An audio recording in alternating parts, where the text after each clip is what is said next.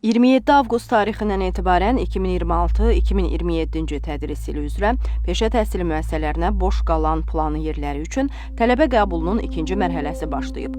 Ümumi və ya tam orta təhsil bazasını bitirən şəxslər Portal Eduaz platforması üzərindən müraciət edə bilərlər. Tələbə qəbulunun ikinci mərhələsi 69 peşə təhsil müəssisəsində 149 ixtisas olmaqla 12.766 plan yeri üzrə aparılacaq.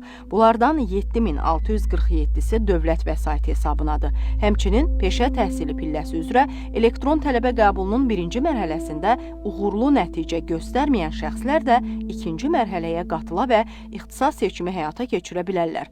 Boş qalan yerlər üzrə müraciət imkanı birinci mərhələdə iştirak etməyənlər üçün də açıqdır.